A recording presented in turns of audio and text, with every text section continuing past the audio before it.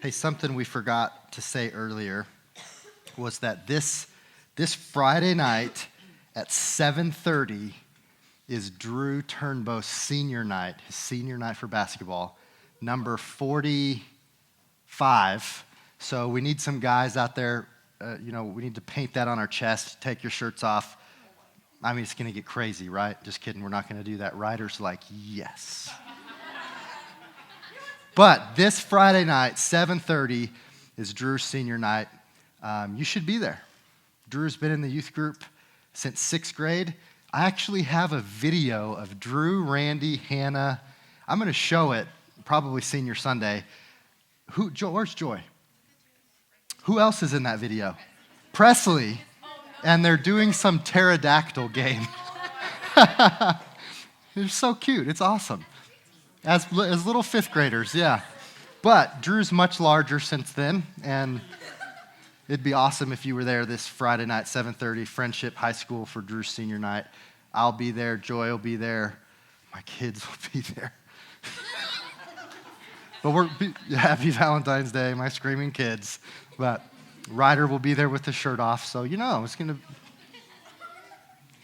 But we're in a series right now called The Storyteller. And I want to start with the question that I think is going to apply to all of you. But have you ever been somewhere where you just really felt like you didn't belong? Or have you ever been invited to something and you just felt like, I don't belong here, like I'm not good enough to be around these people? I had this experience last May when we were in Georgia.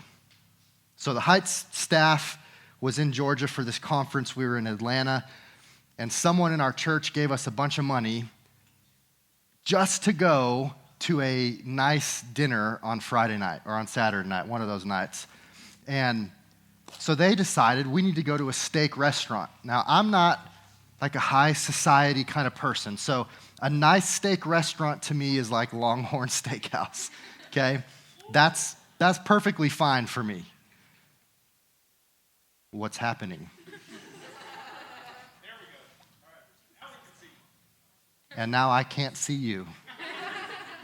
So Longhorn, Texas Roadhouse, perfectly fine for me. Those are nice restaurants.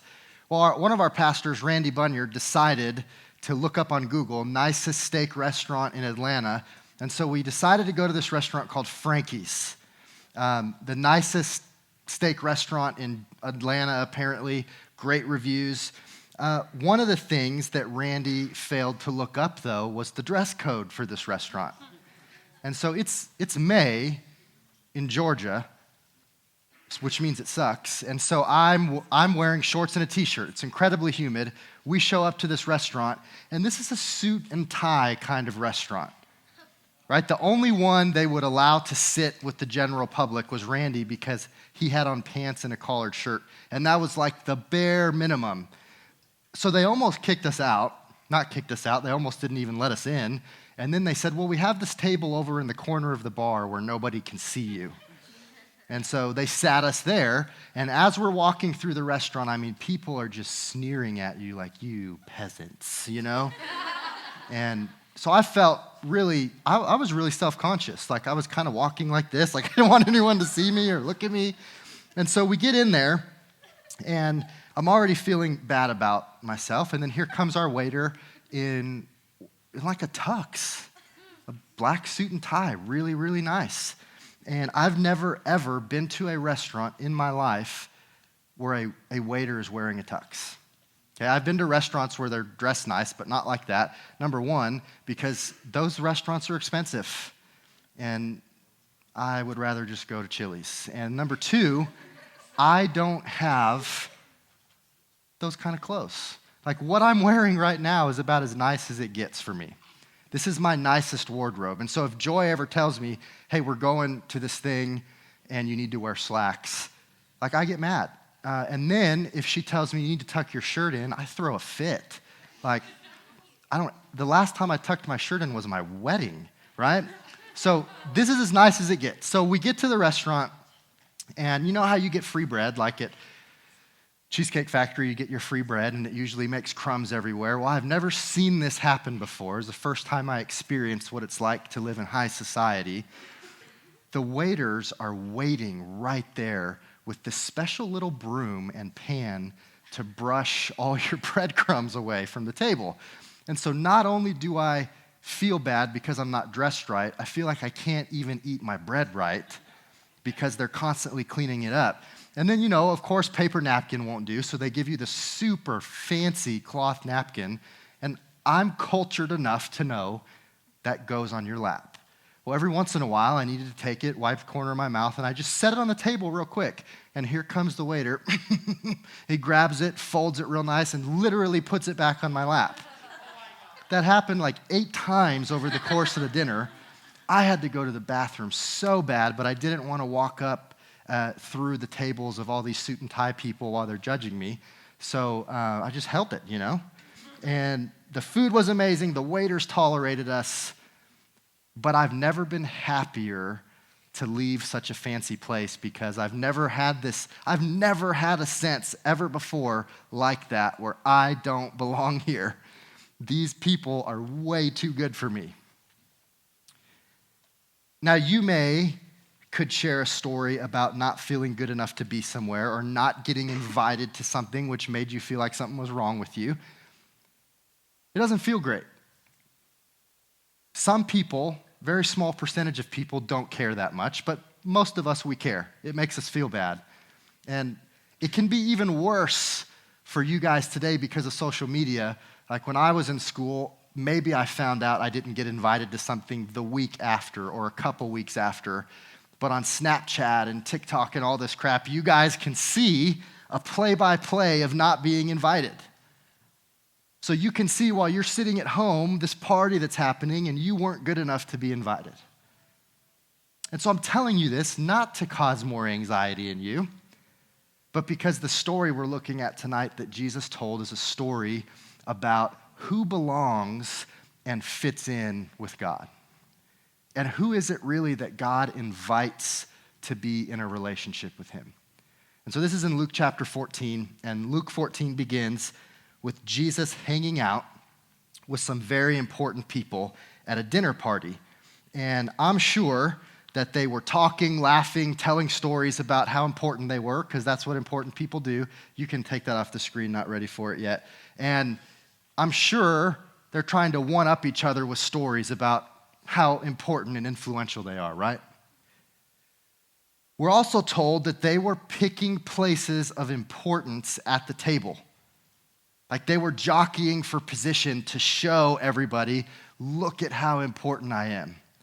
Look at me, look at me. And so Jesus addresses this with them and he criticizes them and he tells them, look, God's not impressed with that stuff. In fact, you think you're so important and influential, but in God's kingdom, the humbled are going to be exalted and the exalted are going to be brought low. The people who think they're really important are the ones that are going to come crashing down. And then the super dense guy that doesn't understand anything Jesus just said says, Jesus, you know what? It's going to be really cool when we have a party in heaven, isn't it? And we don't know for sure, but chances are he said that because he assumed he knew what that kind of a party was going to be like. See, the Pharisees, the influential religious people, based on how they understood God and saw themselves, they believed that God only invites people who are important, who are influential. And so he assumed if there's going to be a party in heaven, it's going to be full of people like that. And guess what? I'm going to be invited to that party. That's how this guy addresses Jesus. And so what Jesus does is he tells a story to interrupt and change this guy's toxic way of thinking. And Jesus, when he tells these stories, they're not just any story. They're called parables. They are stories that have a spiritual meaning. We're not supposed to get caught up in the story itself. We're supposed to get caught up in what the story teaches us about God.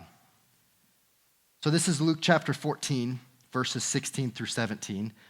And Jesus tells him, a man was giving a large banquet and invited many. In Matthew, we're told this man is a king.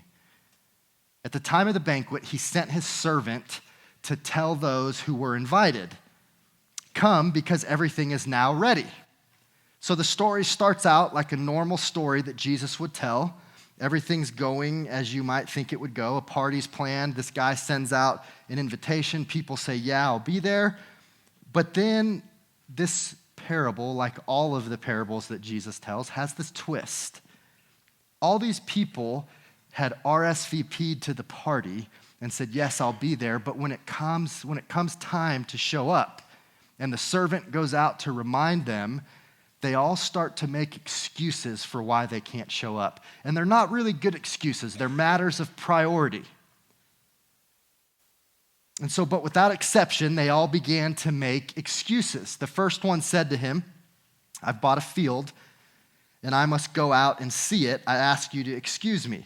Another said, I have bought 5 teams of oxen, and I'm going to try them out. I ask you to excuse me. And another said, I just got married, and therefore I'm unable to come. Now remember, this is 2,000 years ago. Their excuses might be different than the ones we give. I have never told someone I've got to check on my oxen, right? Their excuses are different, but they're matters of priority, nothing life-threatening. They've just changed their mind. Their priorities are wrong. And so if you're the host of the party, and you've dumped a bunch of money into this, and you're an important person, and all these important people you have invited to the party all of a sudden are like, no, I've got to check on my animals. Sorry, can't be there, just got married. Dude, you're like, chill out. You're going to be with her the rest of your life, right? You can come to this party. Just bring her, whatever. I bought some fields. Got to go check out my fields, right? Worst excuse ever. So if I was the host, I would be super aggravated. I would be angry. All this work, no one's going to show. And so here's how the story continues. So the servant came back and reported these things to his master. Then in anger, the master of the house told his servant, go out quickly into the streets and alleys of the city and bring in here the poor, maimed, blind, and lame. Master, the servant said, what you ordered has been done, and there's still room. Then the master told the servant, go out into the highways and hedges, like way, way out there, and make them come in so that my house may be filled. For I tell you, not one of those people who were invited will enjoy my banquet. So it sounds like this guy's just throwing a fit. But to the people that were listening to this story, there's a major twist here. The people that are sitting down having dinner with Jesus, there's a major twist. The host didn't do what a normal person would do in this situation and go out and beg the important people to come. He doesn't postpone the party so that the important and influential people show up. He invites other people. He's like, I don't care if this party is filled with important people. I just want it to be filled with people who want to be here. And so that's what the servant did. He went out and invited people who wanted to be there. And in the culture that Jesus lived, being poor or sick or disabled often meant that you were socially cast out. Outside of Jerusalem, they had special places for people that had skin disease to live so that they wouldn't bother the people that didn't have that. So if something was wrong with you, you were cast out. You could not be a part of society. So it's a big deal for this important king to invite those kind of people to his party. And imagine how they feel when they show up. They've never been invited to something this important because they've never thought they were important enough to be there. But the king, this great rich man, invites them anyway. And when the servant said, "There's still room for more," went back out and found everybody that could make it, because the host didn't care if the party was filled with important people. He just cared that it was full to the max with people that wanted to be there. And so what's Jesus getting at in this story? Like, if this is just a story about some rich man that had an important party and the people he wanted didn't show up and it hurt his feelings, who cares? Why talk about that if that's what this is about? But remember, parables have a spiritual meaning, and what Jesus is doing is he's using this story to symbolize what it's like to be in a relationship with God, which is what the party represents. So in this story, Jesus is asking us two really important spiritual questions. Number one, who is it that is invited to be in a relationship with God? And if you get invited, what must you do to respond? When Jesus tells this parable to these religious leaders, these important people at this dinner, one of the biggest surprises for them was, again, who ended up at the party. The initial invitation goes out to these rich and important people, the best of the best, and when they respond, "I can't make it," I mean, he should have begged them. He should have pleaded with them. He should have postponed it, but he doesn't.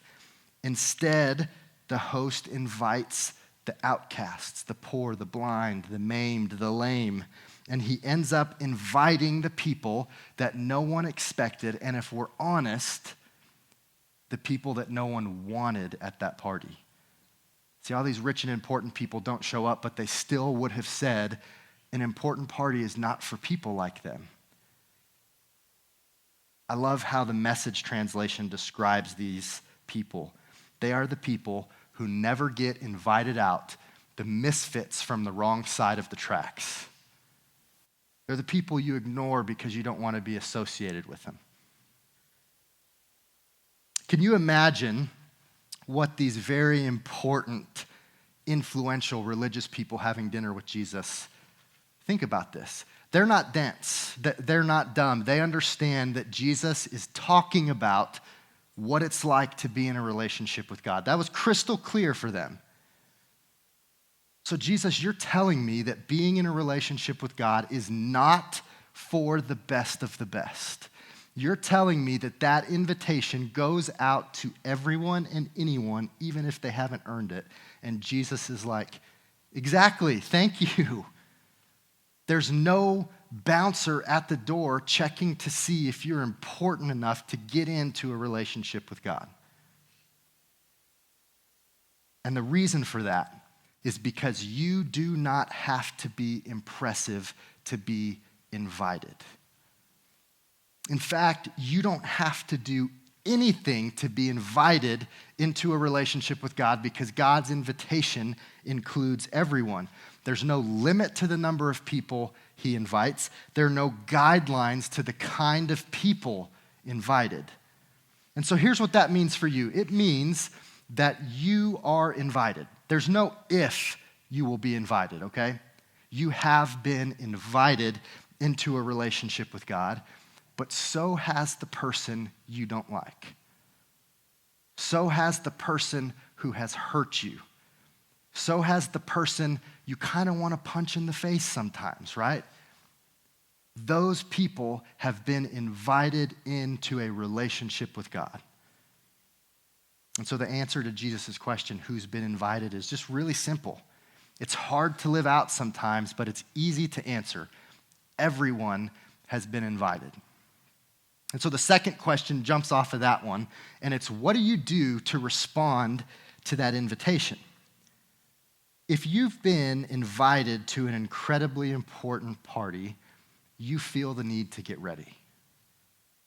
The right clothes, the right manners, talking in the right way. I've been invited to very few things like that in my life, but when I do, I get really stressed out. Mainly because I feel like I was raised by wolves sometimes. One of the first Thanksgivings with Joy's family, everyone had a placemat, and there were like four plates stacked on each other. And I was like, I don't understand this. We just usually, in my family, we use paper plates, so you don't have to do the dishes when it's done. You just throw them away. But there are 4 plates, and the bottom one's huge, and then they get smaller. Well, apparently, you're supposed to use the top one, and the other ones are called chargers, and they're just for decoration. Well, I just take the bottom one out because it's the biggest and start loading food on that plate. And Joy's like, oh my God, what are you doing, you savage, you caveman, right? I had no idea that was like proper etiquette. When I go to nice restaurants and I have 4 forks in front of me, I'm like, oh my God, why are there so many forks? What am I supposed to do with this tiny little fork? And so I get real stressed out. I've only had to tie a tie a couple times in my life, and I had to watch a YouTube video like 100 times to learn how to do it. So I've got to prep for important parties, right? So the invitation to be in a relationship with God is the most important invitation you will ever receive. And so it can feel as though I've got to get ready to live up to this invitation. I need to do some prep work if I'm going to show up to this party so that God just doesn't laugh in my face. But when it comes to being in a relationship with God, the only qualification for getting in is showing up. In the story that Jesus told, people were not turned away from the party. People didn't show up to this party and there was a bouncer there saying, oh man, you need to go change your clothes. There's a dress code here. You don't meet it.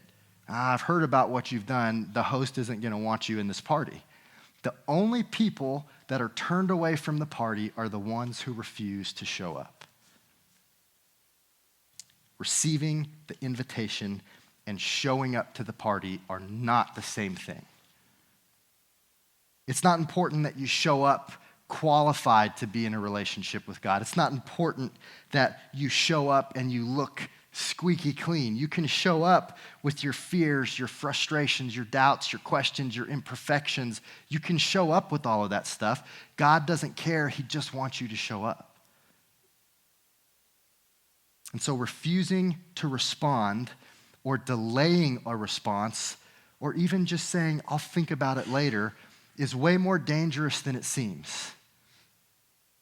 Your grandparents' decision to respond to that invitation, your siblings, your parents, your friends, that is not your decision. They may have responded, but that doesn't mean that you have. And so don't ride on that thinking, well, I'm in this party. I'm in a relationship with God because they've responded. That's not the case. This is a personal invitation. Have you responded to it? But just putting it off can become really dangerous, not something to take lightly. Let me remind you what Jesus said in Luke 14:24. He said, for I tell you, not one of those people who were invited will enjoy my banquet. He's talking about the initial people that the host invited. Not a single one of those people is going to enjoy this party, not because the host is like, well, forget you guys then. I'm taking your invitation away. That's not what happens. Their invitation hasn't been removed, but the party's not being delayed. There is no other party, and so they're missing it. The reason they're missing it is because they're not showing up. So what Jesus is saying is really, really important. He's saying, you may reject the invitation to be in a relationship with God and therefore have true life, but you are not going to find that true life anywhere else. You may reject this invitation God has given you, but understand that if you reject it, you are rejecting the only true source of life. Probably the most well-known, famous scripture passage is John 3:16. Some of you that have grown up in church, this was the first verse you memorized. Tim Tebow used to have it under the black, under his eyes when he played football. I mean, this is a well-known verse. For God loved the world in this way. He gave his one and only Son so that everyone who believes in him will not perish but have eternal life. God has given an invitation to everyone. For God did not send his Son into the world to condemn the world, but to save the world through him. Now, here's the part that a lot of us don't memorize and don't read. Anyone who believes in Jesus is not condemned, but anyone who does not believe is already condemned. Why? Not because God's like, forget you, I don't want you at this party anymore. Because he has not believed in the name of the one and only Son of God. If you reject the invitation to life, there is no other life. If you reject the invitation to be in a relationship with God, there is no other way except through Jesus. And so I love this image that Jesus gives us, that salvation is kind of like a party. Being in a relationship is like a party, and God wants that party busting at the seams, filled with people that want to be there. But I want to make something really clear. You didn't do anything to earn that invitation. And you don't do anything to get into the party once you've received that invitation. Now, that doesn't mean that you're not wanted there. I'm not trying to make you feel bad. I just want to give you a reality check. You didn't do anything to earn that invitation. You don't have to do anything to get ready for that party. Joy and I were in Waco last October. Joy really wanted to go there and show me the Magnolia stuff from the Fixer Upper show. And so I'm married to her, so I had to. We also went to see a comedian called John Crist who fell off the face of the earth because of some stuff. But it was good before all that came to light. Anyway, so we were in Waco. We used to live in Waco. I went to grad school at Baylor. And so we've got a ton of friends and people we really care about that still live there. And some of those people are Mark and Sherry Reister, and they were leaders in the youth group when I was a youth pastor in Waco. Mark was just an incredible person. I looked up to him. We would meet every once in a while, and he kind of mentored me when I was in my early 20s, which I still am in my early 20s. And here's the other thing about Mark, though. He's a doctor, and we were in this unique position where this Sunday school teacher we were really close with also delivered Barrett, my son, which is not a normal situation for youth pastors to have their Sunday school workers be the people that deliver their babies. But Dr. Reister was just this incredible, incredible man, and I had this great relationship with him. We were on a mission trip to Chicago, and we were running late for our flight, and the van got a flat tire, and he's out there changing the tire, and I'm like, listen, Dr. Reister, your hands are worth so much more than mine. I need to change this tire, okay? Because if your hand breaks, women are going to die. If my hand breaks, no one cares. And the funniest things with him is I would go into his office to meet with him, and I would say, hey, I'm here to see Dr. Reister, and the nurses would be like, do you know what kind of doctor he is? And I'd be like, yeah, I'm here to see him as a friend, not as a patient. So we had planned to have dessert with them Friday night while we were there. We were going to have dinner, and then we were going to go to their house, which is this amazing, amazing mansion, and we were going to have dessert with them. Well, one of our friends had told us, you really need to try this local hamburger place called Captain Billy Whiz Bangs. Fancy, right? So Dr. Reister and his wife, Sherry, call us and say, hey, we want to go to dinner with you guys. And we're like, all right, well, we're going to Captain Billy Whiz Bangs. And so we get to this restaurant. It's not nice at all. Again, I'm in shorts and a t-shirt, story of my life. And here's where I realized this was not going to go over well with this doctor who was a very prominent member of the community. On the door, instead of saying restrooms, it said Whizzers. So I was like, man, this is my kind of place, but I don't think Dr. Reister's going to like this. So literally, he walks in his suit, probably had just delivered a baby or saved some mother from dying because he's important. And he looks at me,